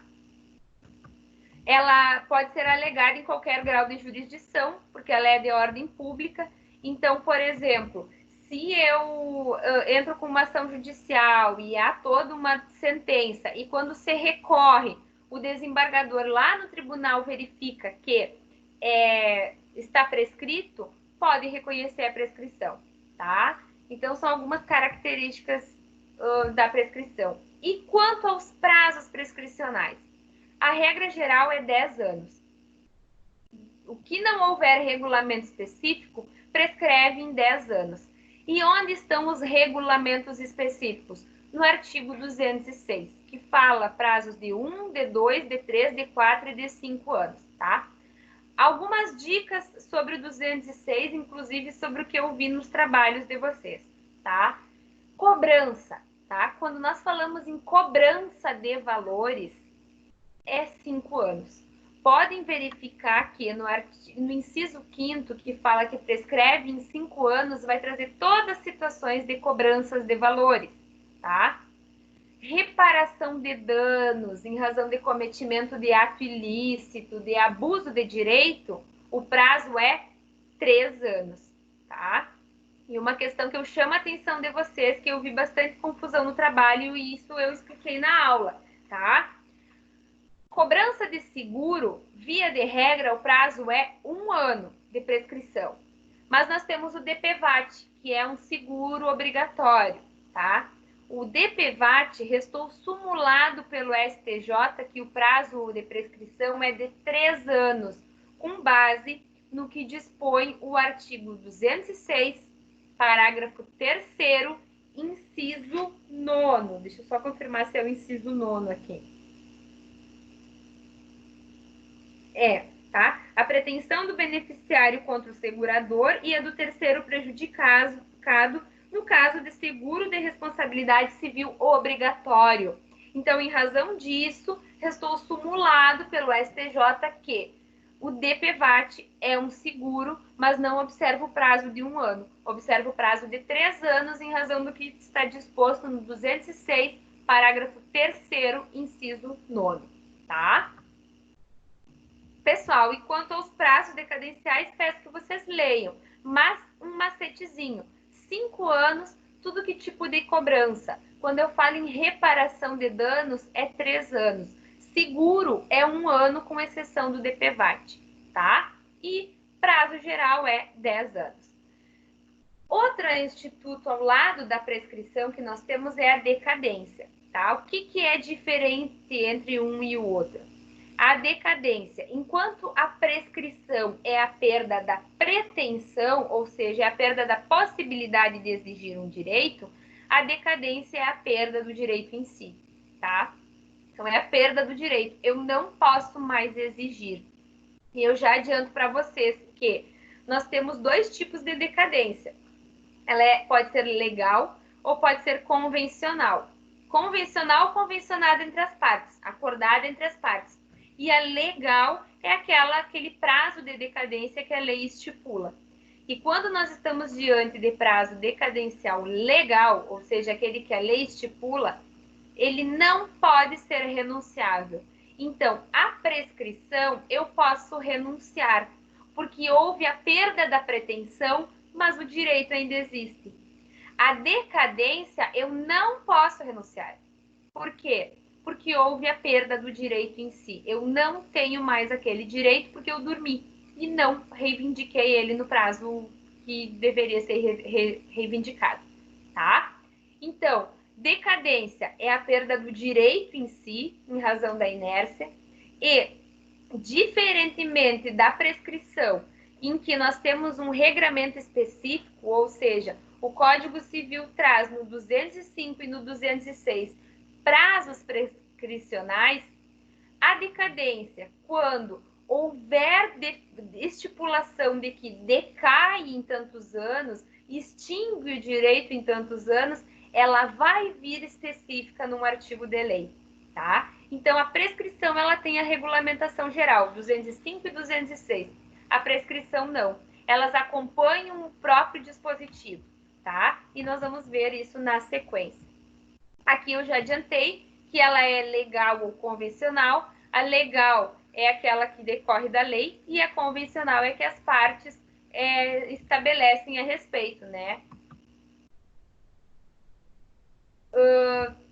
Via de regra, não se aplica a decadência às normas que impedem, suspendem ou interrompem. Ou seja, quando eu falo de decadência, eu não pode haver suspensão, impedimento ou interrupção. Exceto, mas isso não é uma regra absoluta, tá? Exceto quando nós estamos diante de menores absolutamente incapazes. Que aí o artigo 208 ele traz uma exceção. Oi. Professora, explica o 211 aí da decadência. O 211. Deixa eu só verificar aqui. Tá, da decadência convencional. Tá. 211 diz o seguinte, tá, pessoal? Acho que eu não coloquei aqui. Se a decadência for convencional, a parte a quem aproveita pode alegar em qualquer grau de jurisdição, mas o juiz não pode suprir a alegação. O que significa isso? Aqui, ó, nós temos essas duas hipóteses de decadência. A decadência legal e a decadência convencional. Decadência legal é aquela que decorre da lei. Por exemplo, o artigo 26 do CDC ele vai dizer o seguinte: decai em 90 dias a possibilidade de reivindicar por vícios de produtos duráveis, tá? A decadência convencional, e isso o juiz pode verificar de ofício em relação à legal. Olha, essa ação está fora do prazo decadencial da lei, vou declarar extinto o processo. A decadência convencional é aquela que as partes estipulam. Por exemplo, fazem um contrato de compra e venda, e no contrato de compra e venda, livremente, as duas partes colocam, olha, o prazo para reivindicar qualquer direito decorrente desse contrato é de 10 anos. Passado 10 anos, há a extinção do direito, tá? Algo que foi convencionado entre as partes. Se as partes ingressarem com um processo judicial e questionar algum termo desse contrato, o juiz não pode, de ofício, dizer, olha, está abrigado pela prescrição. Por quê? Porque quando eu estou diante de uma decadência convencional, as partes podem renunciar livremente a esse período e dizer, olha, a gente acordou um prazo de decadência, mas eu reconheço que eu devo e eu vou pagar, tá? O que quer dizer isso? Quando ela for convencional, ou seja, acordada entre as partes, a parte é quem aproveita pode alegar em qualquer grau de jurisdição. Então, por exemplo, assim, é aquela situação de que houve um contrato entabulado entre as partes e as partes no contrato entabularam um prazo decadencial. Esse contrato foi objeto de discussão pelo juiz no primeiro grau e essa questão passou batida, não foi analisada e foi julgado improcedente o pedido. Aí a parte recorre, ou foi julgado procedente o pedido, tá? A parte recorre. E lá no tribunal, a outra parte alega e diz o seguinte, olha, senhor desembargador, dá uma olhadinha, porque nós acordamos um prazo de decadência e esse prazo já transcorreu, tá? Então, por isso que diz assim, ó, que ela pode ser alegada a qualquer grau de jurisdição, mas o juiz, por conta própria, ele não pode dizer que não pode extinguir o processo pela decadência convencional, tem que partir das partes. Não sei se ficou claro. E é isso que é o que estipula o 211. Então, nós vimos que a decadência não interrompe, não suspende e não pode, ela não interrompe e não suspende. Mas nós temos uma exceção, que é em relação aos menores de idade, tá? Porque o artigo 208, ele faz que se aplica a decadência, o que está disposto no 198 e no 195, e o 198, por exemplo, ele diz que não corre a prescrição contra os absolutamente incapazes. e nós também podemos dizer que não corre a decadência contra os absolutamente incapazes, tá? É nula a renúncia à decadência fixada em lei, e aqui eu destaquei, tá? Não pode haver a renúncia de decadência legal. Decadência convencional, ou seja, aquela estabelecida entre as partes, pode ser renunciada. E aqui alguns exemplos de prazo decadencial. Como eu já disse para vocês, prescrição tem a regra geral no 205 e no 206. Decadência não. E se for caso de incidência de decadência em alguma hipótese, vai estar especificado no dispositivo legal. Por exemplo, 178 do Código Civil, que diz que é de 4 anos o prazo de decadência para pleitear a anulação do negócio jurídico. Na lei do mandado de segurança, que também nós falamos no trabalho, tá? Ele traz também o direito de requerer mandado de segurança extinguir-se-á decorridos 120 dias contados da ciência do ato impugnado. Podem verificar que, quando ele fala em prazo decadencial, ele vem com as disposições. Prazo de decadência, direito se extinguirá, tá? Então, quando falar em extinção de direito e trazer um prazo, nós estamos falando em decadência, tá? Aqui tem a do direito de família e do Código de Defesa do Consumidor, que é muito comum e também nós falamos na prova. Na prova não, aliás, no trabalho. E aqui é um quadro comparativo, tá, pessoal? Que consta no livro de vocês. Eu trouxe ele de forma minuciosa na aula gravada, e aqui eu só expus ele para que vocês vejam algumas diferenças da prescrição e da decadência. Por exemplo, prescrição é renunciável, a decadência é irrenunciável, porém, quando nós falamos em decadência convencional, ela pode ser renunciada, tá? Então, algumas diferenças entre um instituto e outro. E aqui, só para finalizar, a aula da semana passada, tá? Que foi a aula sobre prova, que estipula o que é considerado prova, né? Elas são utilizadas para demonstrar os fatos e não para demonstrar os direitos. Regulamentação sobre prova no Código Civil e no Código de Processo Civil. E o que é considerado prova? Confissão, documento, testemunha, presunção e a perícia, tá? Confissão é quando a própria pessoa confessa algum determinado fato. Não posso confessar em nome de outra pessoa.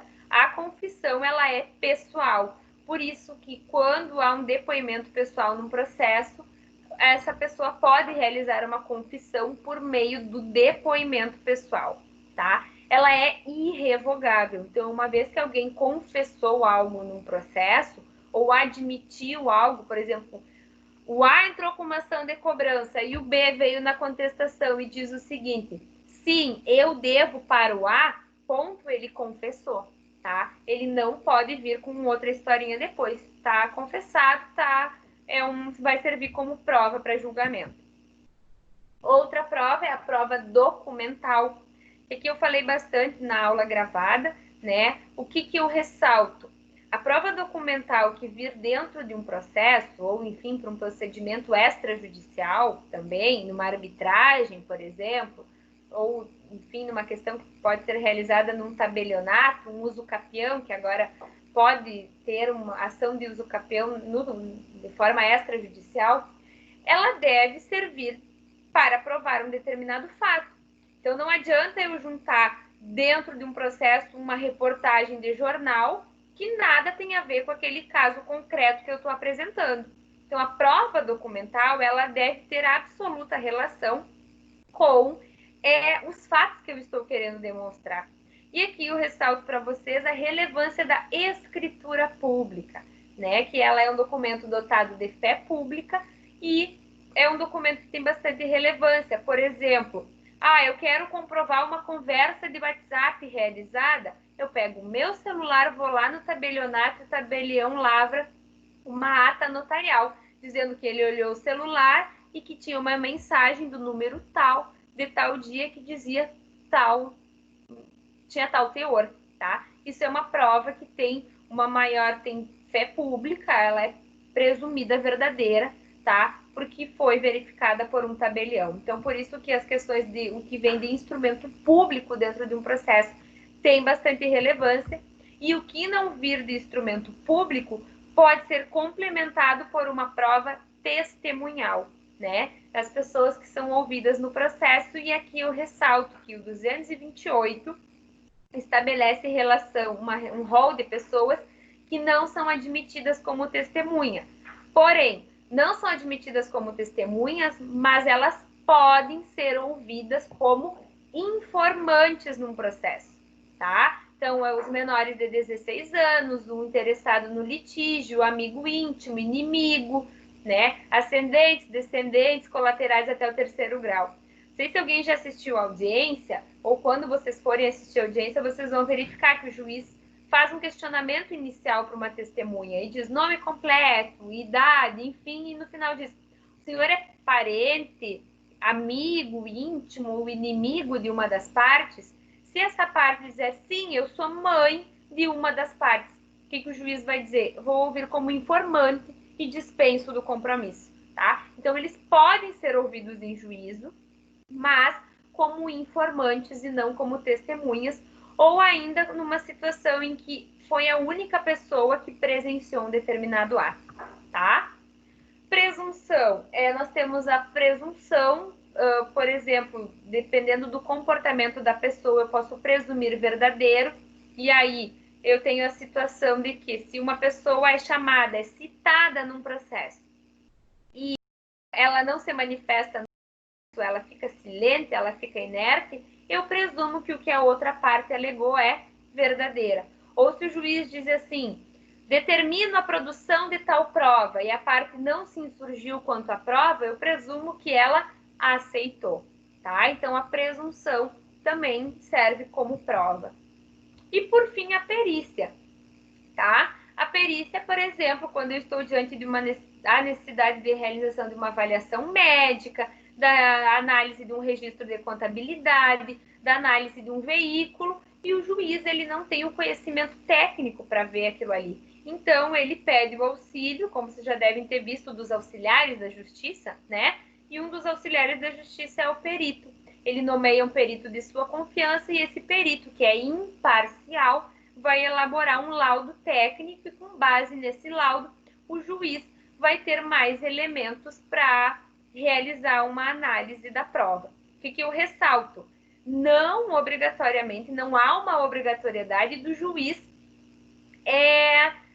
analisar e decidir conforme o que consta no laudo, tá? Ele não fica vinculado à conclusão do perito, mas analisando a prova produzida pelo perito e com base no contexto probatório, ele vai ter mais elementos para, então, realizar uma decisão, tá? Pessoal, nós já estamos avançado na hora, então eu não sei se tem mais alguma pergunta sobre... Mas se ele não decide com base na perícia, para que fazer perícia, professora? Não, é que para ele ter um aclaramento, tá? Porque existem situações, por exemplo, via de regra, ele vai fazer a perícia para que ele possa verificar se teve uma questão de uma redução de uma capacidade, enfim. Mas pode ser que a perícia não traga elementos suficientes. Por exemplo, a partir do momento que é feita uma perícia, depois disso as partes podem impugnar ou podem concordar com o laudo. E se tiver alguma situação em que as partes não se manifestaram e o juiz verificar que a perícia não trouxe elementos ou que os elementos apresentados pela perícia não contribuíram, na verdade, teve a perícia, mas os elementos não contribuíram para o deslinde do fato, e que a prova testemunhal foi mais forte, que a prova documental foi mais forte, ele pode dizer que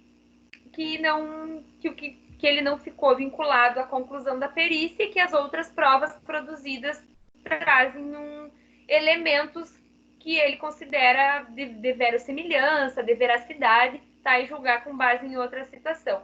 Não é o que de costume acontece, né? Normalmente, feito o laudo é para esclarecer uma situação e demonstra. Mas existem casos, sim. Até se vocês procurarem, por exemplo, no Tribunal de Justiça, e procurarem vinculação, juiz, perícia, vocês vão ver que tem situações em que há decisões nesse sentido, que o juiz ele não fica vinculado às conclusões do perito, até porque ele tem base de livre convencimento, então ele aprecia as provas de acordo com o que ele estiver convencido, porque ele é investido de jurisdição e detém condição de apreciar a prova num sentido amplo e não só num contexto, tá?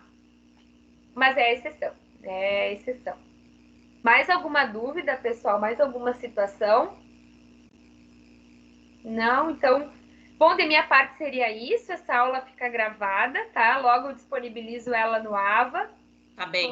Logo também eu disponibilizo esse slide. Qualquer dúvida, vocês me chamem.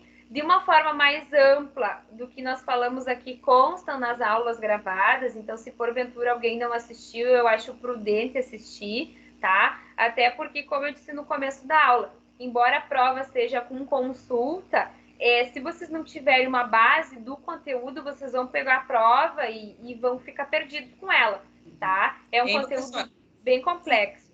Desculpa, eu não peguei o início da aula. Eu não peguei o início, provavelmente a senhora já deve ter falado. Quantas questões são? Tá, é assim, pessoal, são 10 questões, tá? Vão ser 10 questões de verdadeiro e entre verdadeiro e falso e de múltipla escolha, tá? Mais ou menos no estilo como a gente fez a outra prova, algumas situações problemas, algumas situações de questões da OAB, concurso e outras que eu elaboro, algumas outras mais simples, tá? Então vai ser mesclado. Unidades 3 e 4, tá? Leiam o livro didático, vejam os slides, assistam às aulas, porque é complicado entender esse conteúdo sem ter uma análise da questão, tá? E vai facilitar para vocês realizarem a prova. O tempo de prova, eu não recordo nesse momento, mas eu publico para vocês, mas ele foi ampliado, tá? Eu não sei se é das 9 às 4 da tarde, enfim, mas ficou um tempo mais amplo, porque acho que com vocês não deu tanto problema, mas com as outras turmas da noite teve um problema de congestionamento, enfim, na utilização do sistema e teve mais dificuldade. Então, para que vocês possam realizar com mais tranquilidade a prova, foi ampliado esse prazo também, tá? Não sei se tem mais alguma dúvida. Tá, ok. Obrigada, professora. Não, por mim tá ok. Muito obrigada. Tá bom. Joia. Então, pessoal, um bom restante do dia para vocês. Professora? Oi. A senhora está colocando as notas ali naquela avaliação ali que vale 2.500 pontos ali? As notas que eu atribuo para vocês são das atividades em sala de aula, tá? As outras são as atividades do sistema. Aí, das notas que falta eu lançar para vocês, é só a nota da unidade 4, que eu atribuí, eu não lembro se é 100 ou 200 pontos, pela realização de todas as atividades da unidade 4, né? As demais já foram publicadas. Porque eu tô com 1.700 ali, assim, eu vou rodar, assim. Tá, mas daí tem que verificar o que falta. Da minha matéria, as atividades em sala de aula, ou seja, os trabalhos que eu passei para vocês, eu já lancei todos. Aliás, só falta esse da unidade 4, o resto eu já lancei todos, tá? Então, verifiquem as atividades de vocês, se é algo comigo, né? Daí a gente verifica cada situação. Mas, em princípio, as minhas notas estão lançadas, tá? Com exceção desse ponto. Oi? E até porque é diferente aquela nota de apresentação do trabalho, da entrega e quando a gente teve aquele debate, né? Isso. Pessoal, eu esclareci isso para vocês, tá?